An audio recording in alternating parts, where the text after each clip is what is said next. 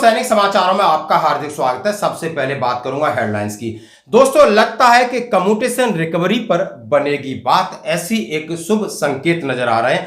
और मैं बात करूंगा अर्धसैनिक बल हो या सैनिक बल, अब राहुल गांधी जी ने बीड़ा उठाया है, कहा कि हम दिलाएंगे न्याय। आखिर क्या है ये खबर? और मैं बात करूंगा ऑपरेशन सिंदूर में ये देश कर रहा है जासूसी और सीडीएस साहब ने सेना को दी है चेतावनी कर रहना होगा होशियार। हाँ जी दोस्तों, तो खबरें करते विस्तार से। सबसे पहले मैं आपको दिखाता हूं कि यानी नॉर्थ ईस्ट में क्या हालत है, कि लोग कितने भ्रमित हैं कि इतना बड़ा हथियारों का जखीरा लेकर घूम रहे हैं और सेना ने इनको पकड़ा है। जरा आप देखिए।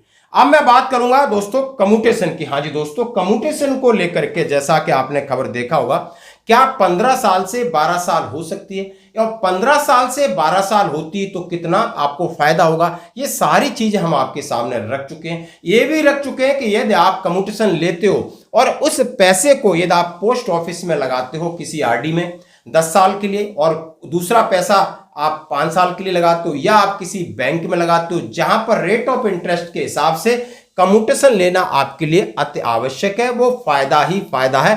थोड़ा सा दिमाग लगा के काम करना है तो। और दूसरा आपके लिए यानी 15 साल तक आपको एक लाइफ इंश्योरेंस का बीमा जैसा मिलता है, यानी एक सुरक्षा कवर भी है, फाइनेंशियल भी आपको फायदा होता है। लेकिन दोस्तों, ये जो मापदंड बनाए गए थे ये बहुत पुराने हैं, और जब रेट ऑफ इंटरेस्ट के हिसाब से 15 साल में जो रिकवरी हमें देनी पड़ती थी तो सरकार को उसका फायदा मिलता था। आज बहुत ज्यादा यानी डबल फायदा मिल रहा है, तो इसी सरकार से अनुरोध किया गया है कि आप इसकी रिकवरी 12 साल तक कर दीजिए, और उसमें लगभग आपको यदि किसी को आपने 10 लाख रुपए दिए तो 6 लाख का आपको फिर भी फायदा हो रहा है। अभी वर्तमान में आज समझ सकते हो 8.5 या 9 लाख, यानी 10 लाख आप लेते हो तो 18 साढ़े 18 लाख की रिकवरी होती है। और उसको उन्होंने कहा है कि 15-16 लाख की रिकवरी बहुत है, जिस तरीके से आरबीआई के दिशा निर्देश है और रेट ऑफ इंटरेस्ट है। तो दोस्तों, इसके लिए स्कोवा बैठक हो, लेकिन लेटेस्ट अपडेट यह है कि टर्म्स ऑफ रेफरेंस में यह शामिल किया जा सकता है, क्योंकि इसके लिए डिपार्टमेंट ऑफ एक्सपेंडिचर ने यह मांग स्वीकार कर ली है। अब स्वीकार कर लिए, पूरी तरीके से हम आश्वस्त जब होंगे जब टर्म्स ऑफ रेफरेंस यानी वेतन आयोग के हाथ में दे दिया जाएगा, और उसको वो सार्वजनिक करने की मांग कर रही है जेसीएम को, उसको सार्वजनिक करें कि आखिर आपने कौन कौन सी हमारी मांगों को उसके अंदर कंसीडर किया गया है। फिर इसके ऊपर बहुत सारा सर्वे होगा और रिपोर्ट सरकार के पास जाएगी, और रिपोर्ट में क्या फाइनल होगा। लेकिन ये परिवर्तित होने के संदेश नजर आ रहे हैं, क्योंकि हर जगह से इसकी मांग उठ रही है। गुजरात सरकार हो या आपका आंध्रा हो, इन्होंने इस मांग को स्वीकार करके अपने कर्मचारियों को इसका फायदा दे दिया। हम उम्मीद करते हैं कि केंद्रीय कर्मचारियों को भी इसका फायदा मिलेगा। दोस्तों, अब मैं बात करूंगा सेना हो या अर्धसैनिक बल।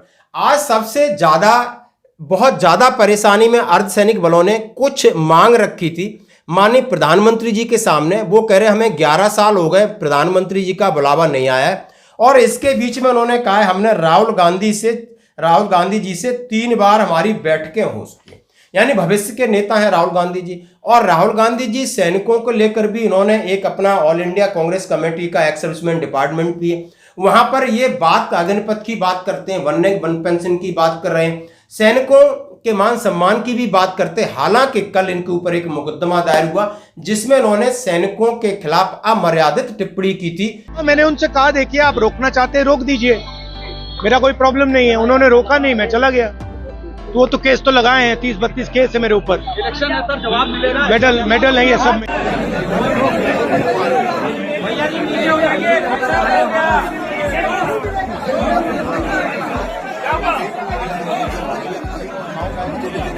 जैसा कि अरुणाचल में उन्होंने कहा है कि चीनी सैनिक हमारे भारतीय सैनिक की पिटाई कर रहे हैं। इस पिटाई के शब्द में जब कहा गया कि सैनिकों के मनोबल, उनके परिवार के मनोबल पर गहरा प्रभाव पड़ेगा और समाज में गलत संदेश जाता है जो कि सेना के खिलाफ है, और उसके लिए उन्होंने कल जमानत लखनऊ में ली। जाकर उसका मैं थोड़ा सा आपको क्लिप दिखा रहा हूं।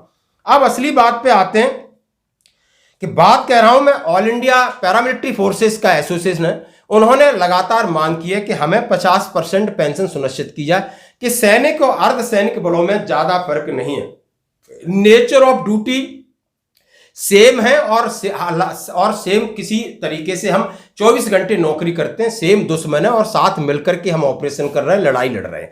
तो हमारे साथ इतना भेदभाव क्यों? इसको लेकर के उन्होंने राहुल गांधी जी से मुलाकात की और इसमें कहा है कि हमें पुरानी पेंशन यानी 50% पेंशन और सही समय पर ग्रेच्युटी, कम्यूटेशन और लिव इन के सबका फायदा मिलना चाहिए। हमें एनपीएस और यूपीएस के झंझट से बाहर निकालो, सैनिकों की बात की। दूसरी उन्होंने कहा हमें जो सैनिक कल्याण बोर्ड है उसकी तरह अर्ध सैनिक कल्याण बोर्ड की मांग की। उन्होंने कहा है उसके बाद जिस तरह AWHO है, हमारे पास DGR की व्यवस्था है, इसी तरह उन्होंने मांग की। और उन्होंने कहा है हमें भी 1 रैंक 1 पेंशन की तर्ज पर हमारी भी पेंशन में सुधार होना चाहिए। अब ये आप न्यूज देख सकते हो कि पूर्व अर्ध सैनिकों ने जताई नाराजगी। 11 वर्षों से प्रधानमंत्री से मुलाकात का इंतजार। राहुल गांधी से हो चुकी है 3 बार बैठक, जैसा आप फोटो देख सकते हो। Alliance of all ex service paramilitary forces welfare association के महासचिव रणवीर सिंह ने एक प्रेस विज्ञप्ति जारी करते हुए कहा कि अर्धसैनिक बलों के पूर्व जवानों की चिंताओं की उपेक्षा उन्होंने कहा गंभीर चिंता का विषय। उन्होंने बताया कि पिछले 6 सालों में कांग्रेस के नेता एवं नेता प्रतिपक्ष श्री राहुल गांधी जी से 3 बार हमारा प्रतिनिधि मंडल की औपचारिक बैठकें हो चुकी हैं, जिनमें अर्धसैनिक बलों के कल्याण से जुड़े अहम मुद्दों पर गहन चर्चा हुई। उन्होंने कहा और उन्होंने इस बात का आश्वासन दिया कि हम आपकी समस्याओं का निराकरण करेंगे, सम्मान भी मिलेगा, शहीद का दर्जा मिलेगा और जो 24 घंटे की नौकरी है उसको आपका पूरा मुआवजा मिलेगा। प्रधानमंत्री कार्यालय से अब तक कोई बुलावा नहीं आया। महासचिव रणवीर सिंह ने आश्चर्य जताते हुए कहा है कि 11 सालों से हम संघर्ष कर रहे हैं कि पीएमओ को कई ज्ञापन सौंप चुके हैं कि 20 मिनट की एक शिष्टाचार भेंट का अनुरोध किया है, लेकिन माननीय प्रधानमंत्री जी ने हमें ठुकरा दिया है। राजनीतिक संकेत अब निर्णय वोट से होगा और हम जमीन पर उतरेंगे। उन्होंने साफ शब्दों में कहा यदि आप हमें हमारा अधिकार नहीं दे सकते तो हम आपके खिलाफ सड़कों पर उतरेंगे और वोट भी नहीं देंगे, क्योंकि आपकी कथनी करनी में अंतर है। जैसा कि आप समझ सकते हो कि ये भी जूझ रहे हैं, हम जूझ रहे हैं, लेकिन हमारे पीछे सैनिकों का क्या मान सम्मान है, सैनिकों की क्या वरीयता दी जाती है, वो आप देख सकते हो आपके सामने। अब मैं बात करूंगा एक और बड़े मुद्दे के ऊपर, जहां पर बात करूंगा CDS अनिल चौहान साहब ने ऑपरेशन सिंदूर भले 2 दिन या 3 दिन चला है, लेकिन उससे सीख बहुत बड़ी मिली है और बार बार ये सेना को उन्होंने जगा दिया है, चेता दिया है कि हमारी अब तैयारी भविष्य में कैसी होनी चाहिए। क्यों कहा है उन्होंने कि ऑपरेशन सिंदूर में चीन ने भी जासूसी की थी और चीन लगातार हमारा लाइव डेटा दे रहा था, कौन सा हम हथियार इस्तेमाल कर रहे हो और इस हथियार के खिलाफ आपने कौन सा इस्तेमाल करना है। यानी पाकिस्तान का इनडायरेक्टली या डायरेक्टली वो सपोर्ट कर रहा था, जैसा कि आप वीडियो में सुन सकते हो। इसलिए जनरल चौहान साहब ने ऑपरेशन सिंदूर की समीक्षा में कहा है आधुनिक युद्ध के लिए सेना को तैयार होना पड़ेगा। यानी ये परसों CDS जनरल अनिल चौहान साहब दक्षिणी कमान मुख्यालय का दौरा करने के बाद ऑपरेशन सिंदूर और सुरक्षा तैयारियों की समीक्षा की। उन्होंने सेना, वायुसेना, नौसेना के बीच तालमेल की सराहना की। उन्होंने सामरिक खतरे, साइबर युद्ध, आधुनिक तकनीकी चुनौतियों को देखते हुए सेना को नवाचार और खुफिया क्षमता बढ़ाने पर जोर दिया। उन्होंने कहा हमें जो कोऑर्डिनेशन मिला आर्मी, एयरफोर्स, नेवी का, वो बहुत अच्छी बात है, लेकिन उन्होंने बोला साइबर की बात की और उन्होंने कहा है हमें नई टेक्नोलॉजी के हिसाब से हमें अपने आप को तैयार करना होगा। भारत के chief of defence staff general Chauhan ने पुणे स्थित दक्षिणी कमान मुख्यालय का दौरा किया। इस दौरान उन्होंने दक्षिणी क्षेत्र की सुरक्षा स्थिति, ऑपरेशन तैयारियों, प्रशासनिक व्यवस्थाओं की गहन समीक्षा की। उन्होंने जो पॉइंट रखे, उन्होंने ऑपरेशन सिंदूर के बारे में जब सीधा उन्होंने जब निचोड़ निकाल के सेना के जनरल साहब के सामने रखा कि बदलती रणनीतिक चुनौतियों की ओर इशारा अधिकारियों को संबोधित करते हुए उन्होंने कहा कि वैश्विक हालत, मौजूदा खतरे का जिक्र किया। उन्होंने कहा है अब युद्ध की प्रकृति पारंपरिक नहीं रही है, बल्कि नॉन ट्रेडिशनल और एसिमेट्रिक खतरे अधिक चुनौतीपूर्ण हो गए हैं। उन्होंने इस बात पर जोर दिया कि आधुनिक युग में टेक्नोलॉजी की भूमिका जमीन, समुद्र, आकाश, अंतरिक्ष, साइबर जैसे सभी क्षेत्रों में बढ़ती जा रही है। इस स्थिति में सेनाओं को हर मोर्चे पर तैयार रहना होगा, तेजी से बदलती परिस्थिति के मुताबिक खुद को ढालना होगा, ट्रेनिंग करनी होगी, तमाम चीजों के ऊपर उन्होंने जोर दिया और जैसा कि आप देख सकते हो। धन्यवाद। अब डिफेंस सेक्टर मात्र नेसेसरी एक्सपेंडिचर नहीं रह गया है, बल्कि यह इकोनॉमिक इन्वेस्टमेंट की तरह देखा जा रहा है, जिसका इकोनॉमी पर मल्टीप्लायर इफेक्ट हो रहा है।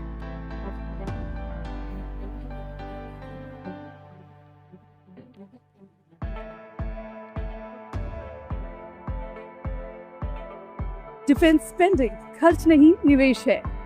These words of रक्षा मंत्री Shri Rajnath Singh ji echo a new vision. A vision where every rupee spent on defense becomes a catalyst for India's economic growth.